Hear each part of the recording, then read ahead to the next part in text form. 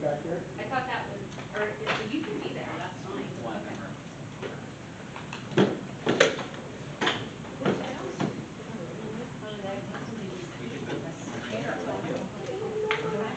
I don't remember. Oh, no, Tim, you should sit over there. You're right.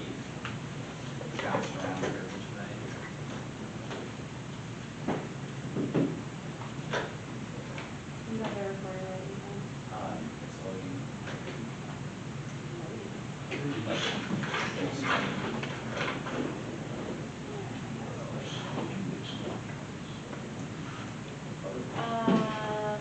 It's not a big deal to you. no, I didn't. I did make the correction, so.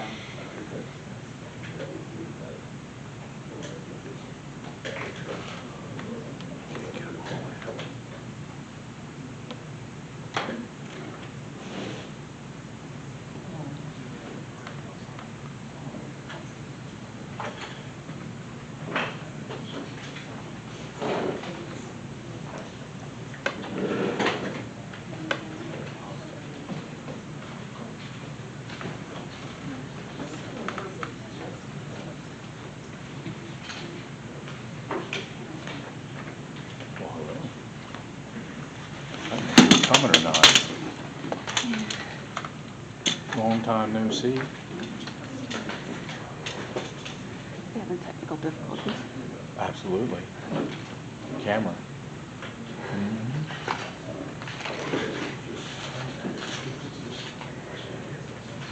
On and off, on and off, on and off. But too small. Huh? It was on, off because you're trying to make it bigger. It won't get bigger. So it's too small. This is called in order.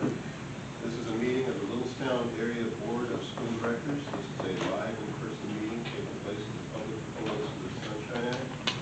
Attending and commenting publicly in this meeting, you are consenting to recording, retention, future viewing of this meeting. Carrie, could you please call vote? Nick Lovell. Here. Jeannie Ewan. Here. Stephen Yerger. Here. Take rise to the Pledge of Allegiance and remain silent, please.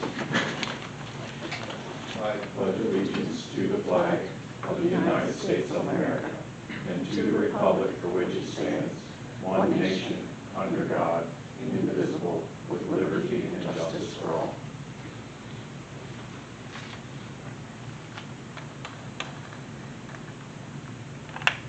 Thank you.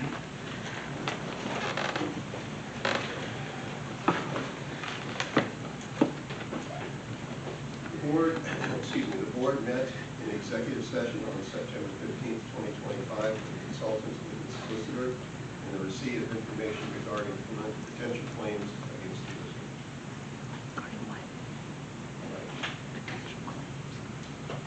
So,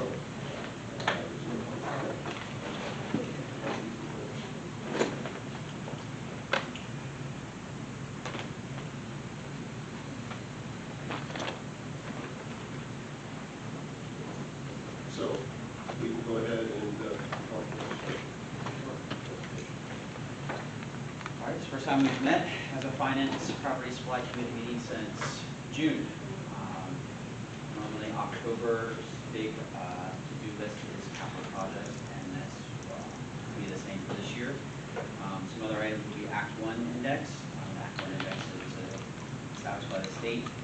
That's the first topic we'll jump into tonight. So 26-27, Pennsylvania released their Act 1 index at the end of September, which is state-based 3.5%. And then for the adjusted index for here at Littlestown is 4.5%. And then I provided the other local Adams County districts that we can bump in with here for their adjusted index, just for context. What we needed from the ask from the board and the committee is to proceed to not go above the 4.5% adjusted index. That means we will not request a real estate tax increase above the 4.5%. So just I see a lot of nod heads. I'm assuming we're all in agreement that we would not exceed that. So I'll get the official letter onto the work session for another group for the board, and then we'll proceed. And I'll issue that to the state. Any questions on Act 1 index?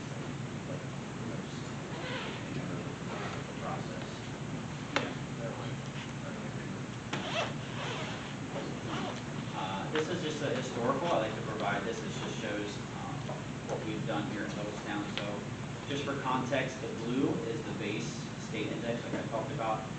It's 3.5 this year. Last year was 4, and you can see we spiked, and now we're getting back to what we quote unquote would be a more normal level. Anticipation would be to get back in that the 3.5 range within adjustment. So that's where we kind of baseline out. You can see these early years before we started spiking around COVID. And then the green is what Littlestown has approved, by the board has approved. 0 last year, percent prior. So this is just a historical of what we've done here in Littlestown and what we could.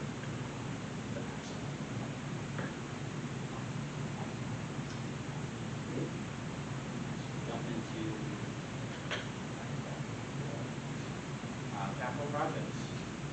So I'm not sure why that changed, but move on. So this is the capital project request list. So this, once the meeting has discussed and we push through, will show up on the full board for approval in October. So we'll just go line by line, and then I have some additional information. So we'll circle back to this once we see the remainder. If there's a bunch of pictures, and we can discuss line by line and then go back to this. So first one is annual maintenance and repair for all buildings. This is an annual request from the maintenance department, mainly to fix any leaks or damages that happen throughout the year. This is a standing line item of $15,000. This is what we have every year. What we also have on this list is seal coating and painting the lines of the playground. We have 2 hard surface playgrounds that need to be resurfaced and are seal coated, and when we do, we would then have to paint the lines again on the playground. The parent loop. Parent loop out here has been a discussion, at least since I've been here. I'm sure it's been before that, about parents parking in the loop, exiting the loop, kids walking through the parking lot, dismissal and drop off. I know I've talked with Joey, I've talked with John about this, looked at that. So this is an opportunity to look at what that potential could look like as like a rough draft, working with architects. We have a full replacement, or near full replacement of the camera system for ACES. We'll talk about that here in a little bit. Remember last year we had a replacement of the carpet for district office and the other ACES office and room 219, which were original carpet. The committee last year said that it wasn't priority, so we paused on that last year. So it's still something that needs to be done. So this is an opportunity to relook at that. Maybe this year it's more priority than last year. We'll discuss that. The same thing with opportunity. If we do replace the carpet, it would make the most sense to repaint the district office while the carpet and everything is removed. That's also has never been repainted since it's been built. There's an opportunity to repaint that. And then lastly would be upgrading the fire alarm system at Manson Transportation. They've been having their systems getting obsolete, and they've been having to remove fire alarms because they trigger either the alarm or they're damaged, and they can't get those, so they have to pull them, so they're without a couple fire alarms. So we'll just jump in, and like I said, I had some pictures this year. I knew last year we did a walkthrough, but this year timing-wise it didn't quite work out, so I'll provide pictures instead. So you can see we have a lot of worn down surfaces with paint, and the blacktop has been worn. So like I said, we would look to reseal coat the pavement, which then we would need to repaint all those surfaces and lines. This is a prime example. You can see the cracks of the tricolor. The reason why we need to reseal coat these is this cracks down into the surface level, and that is this circle I provided. Just a close snapshot, and that was the reasoning that we requested resealing. So we'll just pause there, I guess, for comments, and jump down line by line if there's any questions on that. If not, we can pause and come back to it at a later time. So then we'll jump into the next one. So the next one is the parent loop. Like I said, it was a safety concern and parking. Parents like to park in the loop in the spots and then pull out while kids are going through. We also have parents backed up and parking in the grass, making it hard to go through the loop, 2 cars at a time. They have to kind of juggle those back and forth and navigate those while dismissal's happening and drop-offs happening. We'll note that Mr. Rand and John have been great working putting up cones and trying to their best effort to work with the curb system we have. So we have it working, but it's still not ideal for a safety aspect. So this is a rough draft. Like I said, we just had a quick rough draft with the architects. The main purpose would be have parking away from where parents can go and enter the loop. You can see my cursor here. So parents are parking along this grass and blocking the roadway. So cars are entering. They have to wait for somebody to exit and zigzag around because parents line up throughout the loop. We have a lot of parents who pick up. So this would extend the loop and make them enter and exit with not interfering with the parking. This would be staff parking, or we can seal that off. There's a lot of options you can do. And so this is a rough draft, so we would just look for the board to authorize it. Design this with the architect, get the best functioning, work with Mr. Rand ACEs and make sure it's the most functional. This is just a rough draft. Just put something together for visually. Any questions? And John, do we have intermittent bells, like for kids that are walking or riding bicycles? And are they dismissed at another area away from that bus and parent traffic? Yeah, so we have this exit right here that walkers and parent pickup. So we have parent pickup entering here at the gym, and then parents can physically walk in, pick up kids up at the gym. And then we have walkers who walk out of this exit and enter. Like I said, they cross across here, they meet their parents here, they walk down this sidewalk, meet their parents at New York Street, all kinds of whatever the parents decides and where they're parking and whatnot. But yes, and then they get left separate than bus, and then bus comes out in different waves as well. Makes sense. Why would we do that instead of, couldn't we just switch parent loop and bus loop? We could, but then we would have to, which has been the discussion, so we'd have to make sure that this is enough radius or reconfigure this parking lot for the buses can make it. Because right now, they don't think it's conducive to buses being able to turn in here and make it around. But they need a larger radius, turn radius to make it through. So we would have to. That'd be something, like I said, we would work with the architect. If it's something we want to address, that would be on the table for discussion. And if it makes the most sense and we feasibly do it, we could. So it's more or less the board would push to a dollar figure and us to address the concern.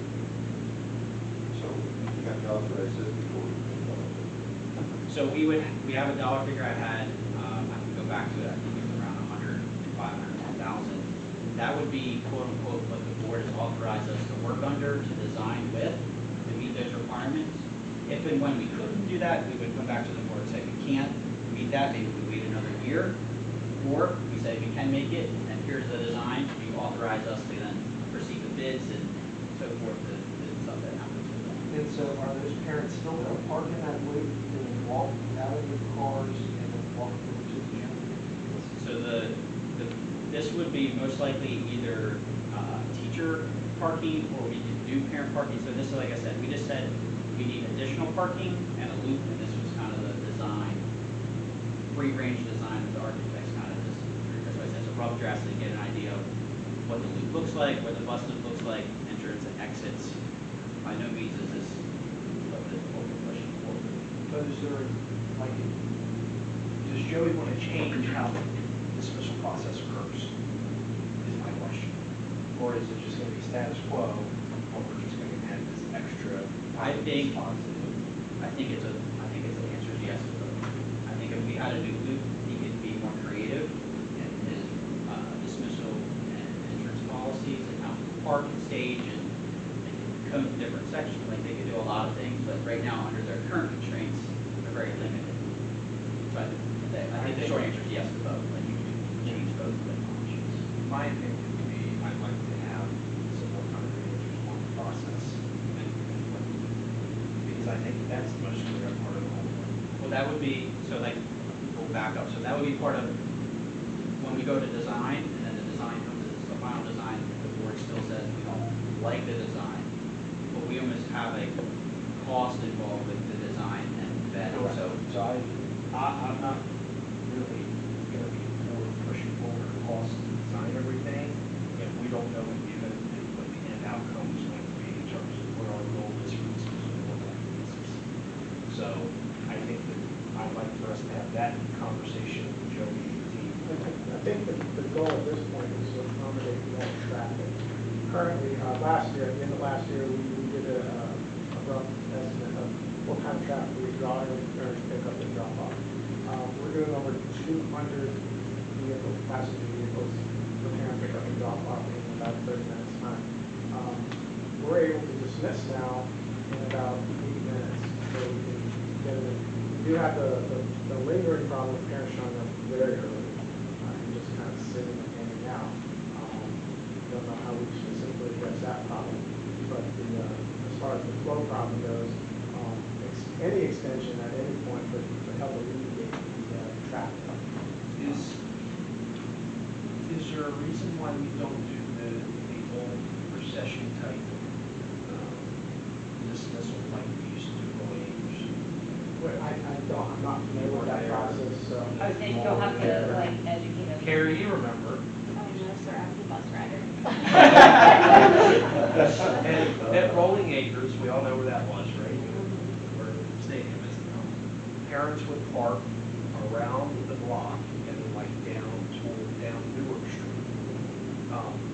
And I sat in that line. you sat in that. And that was only And- K2, I right? was usually one of the first No, cars, this, because I came early. this, to or is K to 3. K3. But I'm assuming it was more than that before Poway Creek was built.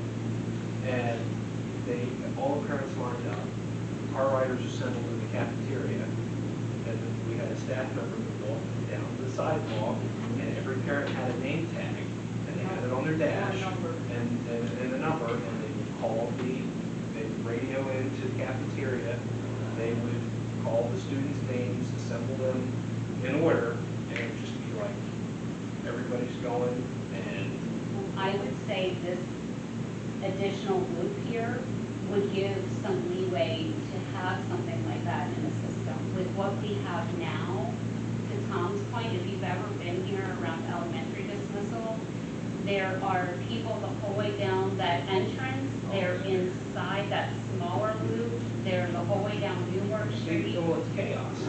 Yeah, but maybe you don't let them even pull in and get to the loop until a certain time. They can line up on the road outside like we used to for Rolling Acres. And then you pull forward when it's your turn. And I'll tell you what I've always thought is, if you could do that in the bus loop, and you've got that whole stretch along the, what's that, Earl Street, Okay. Park Avenue, and then you go into the high school parking lot or something too. You've got that whole big bus loop, and car riders already assemble in the gym, which is right there. From the buses over there, turn radius would be something we need to give a solid answer on. But I just don't want to spend 115 grand and then us decide, well, everything's just going to be the same as it is now. Because I'll tell you how much people that are in that do the whole gym thing are the car rider parents that actually follow the rules. And that's probably a slim percentage of the actual car rider parents. Because the ones that don't want to get out of their cars to deal with that park along the road out on Newark and Park Avenue, and their kids are walkers, and they walk from the school right up to the end of the block, and then they just get in the car and hop down. Because we have a very inefficient process. And it requires if you ever sit out there on a rainy day or a snowy day, like all of the moms that are like getting kids out in strollers and rolling up to the school and like standing in the line outside the gym. So I think that there are a lot of ways that we can improve the process, and I think that I would like to see the potential proposals for that before and then that's followed with, this is what we need to do to accommodated before I feel like we're putting the cart before the horse. This building, we know is a 4-5 building. This parent drop-off area was never to accommodate the level of traffic we're currently facing. I think that's John's point. Like, we are doing a lot already under what the constraints we've been dealt with. Because we have not increased parking, we have not increased any surface to accommodate K through 3 kids. And those are the main parents who come to pick up their kids. So when we did first design this building and this loop, I think that the intent to accommodate those kids. I think now, like I said, the past 4 or 5 years I've been here, it's been a topic of safety. How do we get people in here? How do we get parents to park? What's the most efficient way? Nobody's come with a good idea other than we need it bigger or different. But me personally, I think even with the bigger ones, we're gonna have the exact same problem. We're gonna spend all that money and do all this construction, we're already in the middle of construction, and then you have ATI, we don't know what's going on with that. And you're gonna literally have the same problem. So that's where the comment comes back is then we work with architects to design the most efficient design. So like I said, the loop. I think They were hung up on the loop issue because of the rough draft. It could be sky's the limit when we design this. So still, we're still at a pretty early stage. Correct. This is just authority to go out to continue this Right. project. Tom, how many additional parking spaces do you think it would take to accommodate? So for example, if I go to a meeting and come back, I'm parking in the grass most Yes. times. We definitely need some additional parking here. This proposal has 21. 21?